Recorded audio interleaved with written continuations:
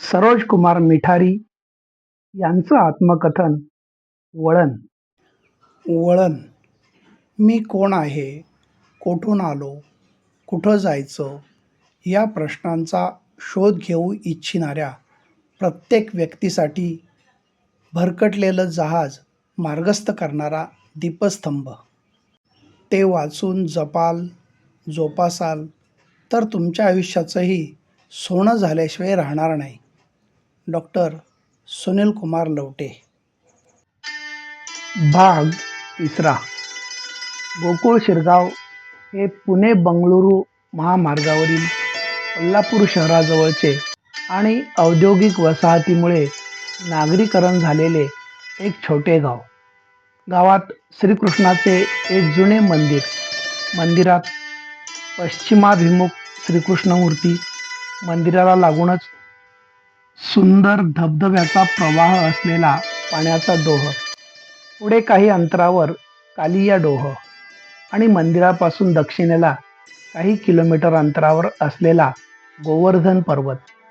महाभारतकालीन श्रीकृष्णाशी संबंधित स्थळांच्या नामसाधर्म्यामुळं या गावाला विशेष महत्त्व.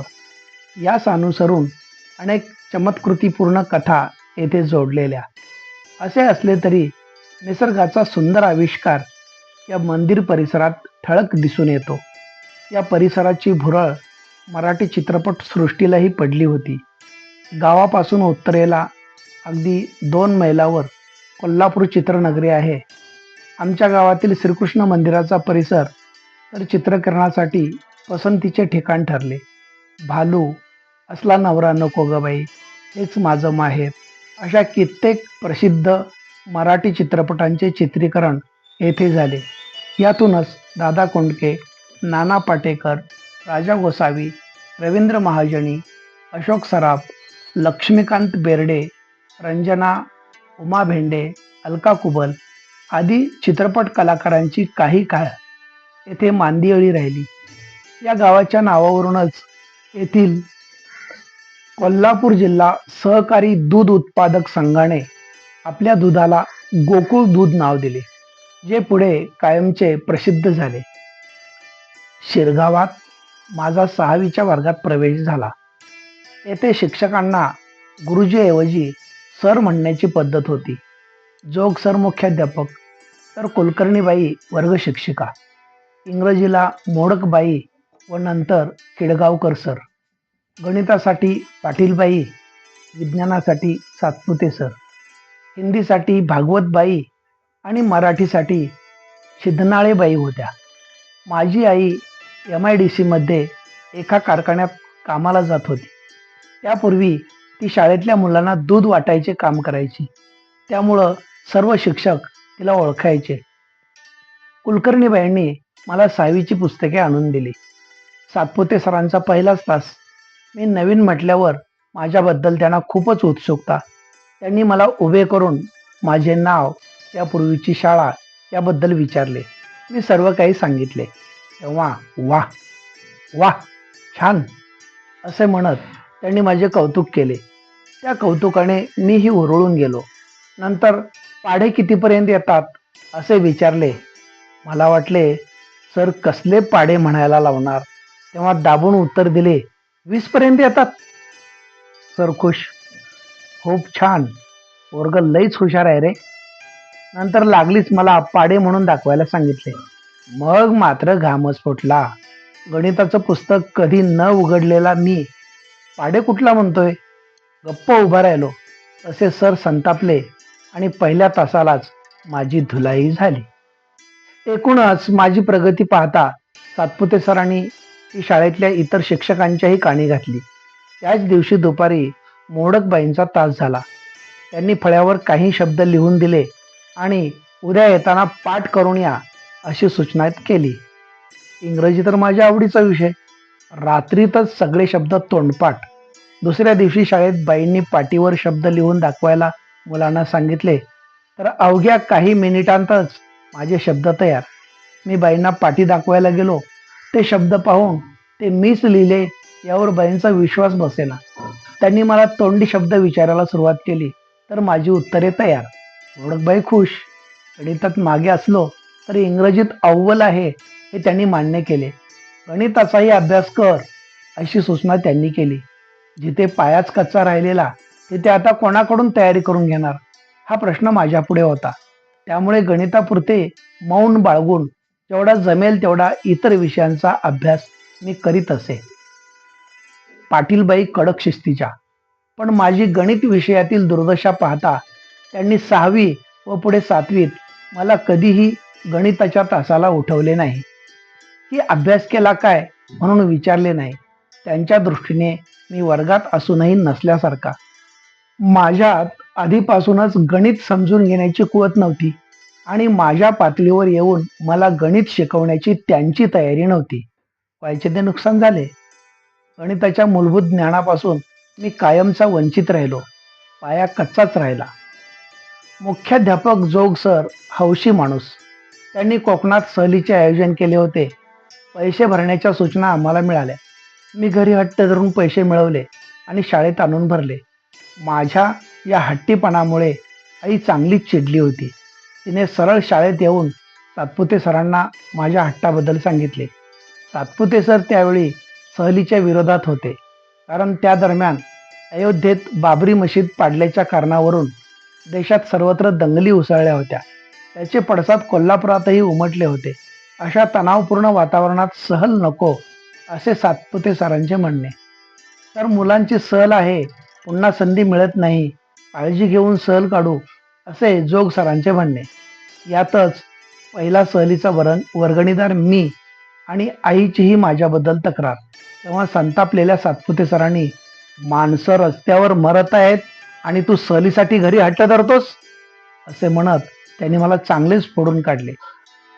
त्यानंतर आम्ही सर्वजण सहलीला गेलो आणि सुखरूप आलो हे वेगळे. 15 ऑगस्ट निमित्त शाळेत भाषणे होणार होती. आधीच्या सोळकुड गावच्या शाळेत भाषणात भाग घेणाऱ्या मुलांना शाळेचे गणवेश बक्षीस म्हणून मिळायचे. 1-2 मुलेच भाषण करायची, पण गणवेश मात्र सहभागी सर्व मुलांना मिळायचे. मला येथे गणवेश मिळेल म्हणून इतर मुलांबरोबर मीही भाषणासाठी नाव दिले. भाषण म्हणजे काय आणि कसे हे मला माहीतही नव्हते.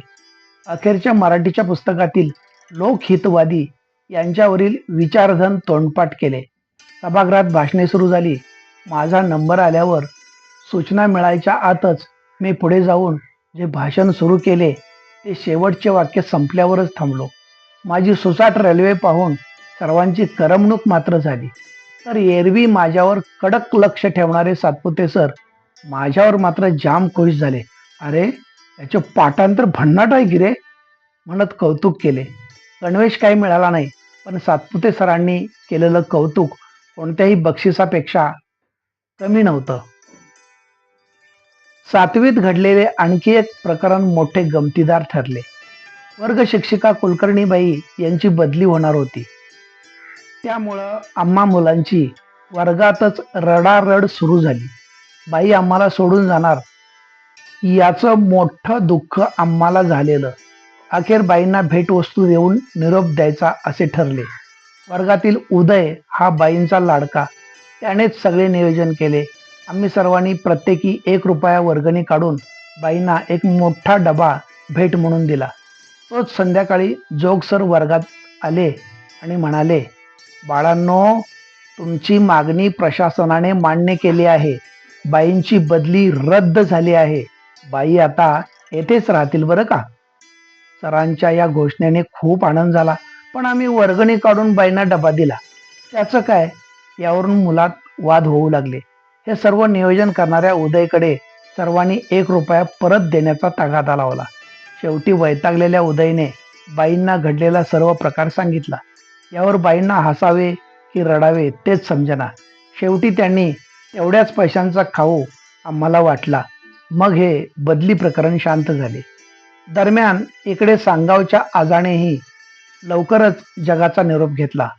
गोरावर्ण, मध्यम उंची, डोक्यावर फेटा, पिळदार मिशा असणाऱ्या आजांचे म्हणजे पंजोबांचे रुबाबदार व्यक्तिमत्व मात्र कायमच्या मनात राहिले. सुळकुडात मामाच्या वागण्याला कंटाळून त्याची दुसरी बायकोही त्याला सोडून गेली होती अण्णाला मोताद झालेल्या मामाच्या भाकरीची सोय व्हावी म्हणून सांगावातीलच एक स्थळ काढून त्याचे तिसरे लग्न लावून दिले. त्यानंतर मात्र मामा खऱ्या अर्थाने संसाराला लागला. माझी दिवाळीची सुट्टी कधी कधी रुई चंदूरच्या मावशीकडे साधना, राहुल या मावस भावंडांसोबत जात होती. चंदूरचा आजा म्हणजे मावशीचे सासरे रामू माने मला सायकलवरून सुट्टीला घेऊन जायचे. मे महिन्यात मात्र मी काहीतरी काम करावे अशी आईची इच्छा. माझ्यासारखी गरीब परिस्थिती असणारी गावात इतर बरीच मुले होती. जवळच MIDC असल्यामुळे झेपेल तशी कामे शोधून आम्ही मे महिन्यात सुट्टीच्या काळात काम करू लागलो. त्यातून मिळतील त्या पैशांतून पुढच्या वर्षांची वह्या, पुस्तके, शाळेचे कपडे यांची सोय व्हायची. शेजारचा महादेव व सुरेश हे माझ्याच वर्गात, माधूचा मोठा भाऊ भिकाजी हाही आमचा जोडीदार. सुरेश काम शोधायचा आणि आम्ही सगळे तिथे कामाला जायचो. यातच MIDC मधील नारकर फूड प्रॉडक्ट्स येथे आंब्याचे लोणचे तयार करण्याचे काम आम्हाला मिळाले. प्रतिवर्षी मे महिना आम्ही या कारखान्यात ठरलेले कामगार. आठवड्याला पगार मिळायचा. तो घेऊन कागल किंवा कोल्हापूरला जाऊन आवश्यक ती खरेदी करायची आणि टॉकीजला जाऊन एखादा नवीन सिनेमा पाहायचा. हे आमचं सोमवारी सुट्टीचं काम. कोल्हापुरातील रविवार पेठ येथील जुन्या बाजारात किंवा मध्यवर्ती बस स्थानकाजवळील हातगाड्यांवर जुने पण चांगले कपडे विकत मिळायचे.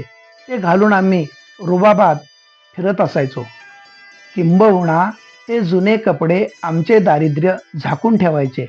लोणच्याच्या कारखान्यात गावातील पाटलांचा विशाल, टिपुकड्यांचा धनाजी, वरुट्यांचा महेश, दादा पाटलांचा पिंटू अशी बरीच पोरं कामाला असायची. घरच्या परिस्थितीमुळे बालमजुरी माझ्या नशिबी आलेली. पप्पांचे घरात काही देणे घेणे नसायचे. बाप किती कर्तव्यशून्य असू शकतो याचे जिवंत उदाहरण म्हणजे आमचे पप्पा. इतरांचे बाप दारू पिऊन घरात दंगा घालायचे आणि आमचे पप्पा न पिता वाद घालायचे. एवढाच काय तो फरक. आई एकटीच हिमतीनं सगळं सांभाळत होती. त्यामुळे मला आणि बहिणीला फक्त आईच सर्वस्व होती. तिच्याकडेच आमचे डोळे लागलेले असायचे. आम्हाला राहायला फक्त एक खोली मिळालेली. बाकी इतर जागेत किंवा शेतात आम्हाला काहीही हक्क मिळाला नव्हता. त्यासाठी आई सतत झगडत होती, पण कुठेच दाद लागत नव्हती. पप्पांचे आई वडील, बहीण दगडूबाई, भाऊ, भावजय या सर्वांसाठी आम्ही अस्पृश्यच होतो. त्यांच्या दृष्टीने आम्ही बहिष्कृत, खुळ्या सदाची पोरं म्हणूनच आम्हाला हिणवलं जायचं. बऱ्याचदा काही उपद्रवी लोक पप्पांची कुचेष्टा करायचे तेव्हा खूप वाईट वाटायचं. मी शाळेत असताना पप्पा कधी शाळेच्या परिसरात दिसले की मलाच लाज वाटायची. अनेक जण माझ्यासमोरच पप्पांची खिल्ली उडवत आसुरी आनंद घ्यायचे. तेव्हा माझे काळी चिरल्यासारखे व्हायचे. खूप चीड यायची त्या लोकांची. एकटाच रडत बसायचो. यात कमी म्हणून की काय, काही शेजाऱ्यांनीही आई पप्पांना नेहमी पाण्यात पाहिले. शिवीगाळ, अपमान ही तर नित्याचीच गोष्ट झाली होती. गावात 8वीचा वर्ग नुकताच सुरू झाला होता. यापूर्वी 8वीसाठी कनेरी, कागल किंवा कोल्हापूर एवढेच पर्याय होते. ज्यांना जमेल ते पुढे जायचे आणि बाकीचे सगळे MIDC जवळ करायचे. मलाही तोच मार्ग होता. पण गावात नवीन हायस्कूल सुरू झाल्यामुळं माझा पुढील शिक्षणाचा मार्ग मोकळा झाला. गावातील पुढारी आणि तत्कालीन सरपंच MS पाटील यांनी आपल्या मित्रांना सोबत घेऊन श्रीमंत जयसिंगराव घाटगे यांच्या नावाने हायस्कूल सुरू केलेले. शाळेच्या वर्गखोल्या नव्याने बांधायचे काम सुरू होते. मुख्याध्यापक KK पाटील, वारके सर आदींसह मुलांच्या श्रमदानातून ही कामे चाललेली. पुढे Jadhav sir, Londhe sir, LD Patil sir, BG Patil sir, Kothawale sir, Gawade sir ही शिक्षक मंडळी विना अनुदानितचे आव्हान स्वीकारून या शाळेस जोडली गेली. पुढचे शिक्षण घ्यायचे तर घरची म्हैस सांभाळूनच अशी आईने अट घातलेली. त्यामुळे सकाळ संध्याकाळ म्हशीला चरवून आणणे आणि मधल्या वेळेत शाळेला जाणे असा माझा दिनक्रम सुरू झाला. त्यात 8वीच्या वर्गात एकदा वारके सरांनी आपली खदखद व्यक्त केली. एवढे शिकूनही नोकरी मिळत नाही, विनावेतन काम करावे लागते. तुम्ही मुलांनी वेळ आली तर एक वेळ MIDC मध्ये जा, पण चुकूनही BEd सारख्या शिक्षकी पेशाकडे जाऊ नका. त्यांचे ते दुःख स्वाभाविक होते, कारण तेव्हा शिक्षकांना पोट भरण्या इतपतही मानधन मिळत नव्हते. सर आमच्या शेजारीच भाड्याच्या घरात राहायला असल्याने त्यांचे रोजचे जगणे आम्ही पाहत होतो. भविष्यात शाळेला अनुदान येईल या आशेवर ते राबत होते. वारके सरांचे म्हणणे मी खूपच गांभीर्याने घेतले. पण सर एवढे सांगत आहेत तर ऐकलेच पाहिजे. आपण उगाचच शाळा शिकत बसलोय आणि आई दिवसभर मर राबते, या विचाराने शाळेतून माझे मन उडू लागले.